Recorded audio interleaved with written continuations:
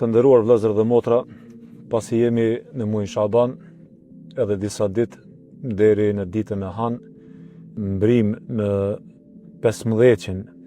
e muajit Shaban, për këtë natë, për natën e 15 e muajit Shaban, kemi një porosi profetike të pejgamberit sallallahu alaihi wasallam, porosi e veçantë e Muhamedit sallallahu alaihi wasallam, ku thotë se në këtë natë Zoti i Madh i shikon robët e tij dhe e zbret mëshirën e tij absolute për t'i veçuar robët e tij, duke i përjashtuar vetëm dy kategoritë njerëzve.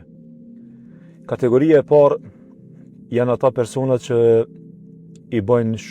shok Zotit Madh, i bëjnë shirk në adhurim ose në diçka tjetër. E shirku është një prej mëkateve që Allahu nuk e fal dhe nuk e toleron. Andaj Zoti i Madh thot në Kur'an: Inna Allaha la yaghfiru an yushraka bihi wa yaghfiru ma duna dhalika liman yasha. Kategoria e dytë, të cilin Zoti e privon nga kjo begati, nga kjo mëshirë e madhe, është kategoria që i përfshin edhe muslimanët, nëse ata karakterizohen me këtë veti të keqe, janë ata të cilët krijojnë konflikte, ata të cilët krijojnë grindje, ata që mbajnë inat, ata që shërbejnë armiqsinë, ata që mbajnë hidhrim me familjarin e tij, me musliman përgjithësi,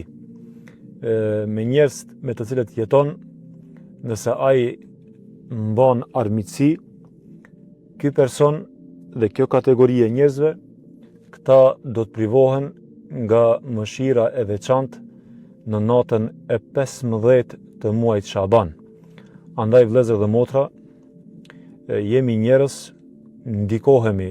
nga rrethi, ndikohemi nga situatat e ndryshme. Andaj është normal të kemi ndonjëherë inat, është normal ndonjëherë me pa vetdije të krijojmë edhe konflikte. Mirë po ajo që neve na korrigjon, ajo që neve na frenon, janë udhëzimet e Zotit dhe udhëzimet profetike të pejgamberit sallallahu alaihi wasallam, që gjithmonë janë në shërbimin ton. Andaj nuk ja vlen që të shërbejmë inatit, armiqësisë dhe ta privojmë vetveten nga rahmeti dhe mëshira e Rabbul Aleminit. Shembull më të mirë kemi shembullin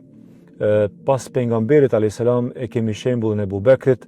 një rast i veçantë që ndodhi me Abu Bekrin,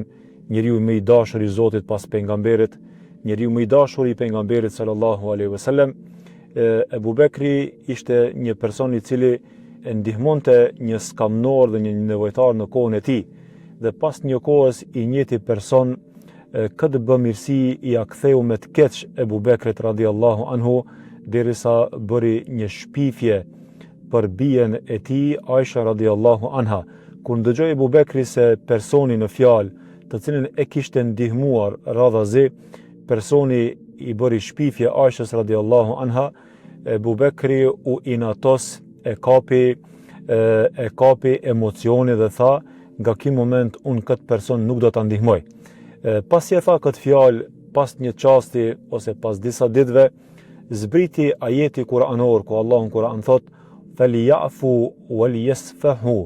أَلَا تُحِبُّونَ أَنْ يَغْفِرَ اللَّهُ لَكُمْ وَاللَّهُ غَفُورٌ رَحِيمٌ. Kur ndëgjoi këtë ajet kuranor Abu Bekri radhiyallahu anhu, të cilën ajet Zoti e zbriti për mbar muslimanët, mirë po Abu Bekri e mori sikur se këtë ajet Zoti e zbriti enkas për Abu Bekrin, për ta çortuar Abu Bekrin, edhe pse Abu Bekri e kishte me të drejtë të inatoset dhe t'i hakmiret personit në fjalë. Mirë po Allahu i Madh e mësoi dhe e korrigjoi Abu Bekrin që këtë mësim dhe këtë korrigjim edhe ne në të njëjtën kohë ta bëjmë. Allahu thot: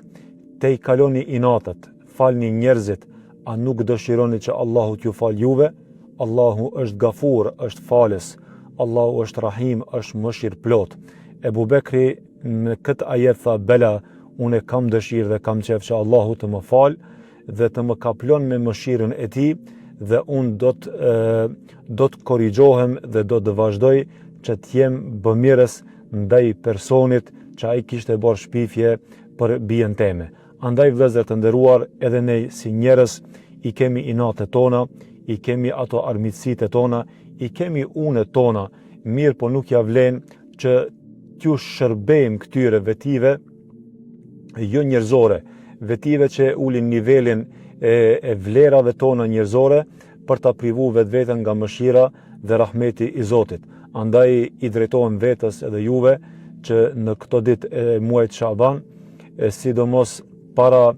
mesit të muajit Shaban, t'i pastrojmë fakturat e inateve tona dhe armiqësive tona, që të jemi më zemërgjër, të jemi prej atyre besimtarve që do ta tejkalojmë vetveten në inatet tona dhe armiqësitë tona, që të mos privohemi nga mëshira e Rabbul Aleminit.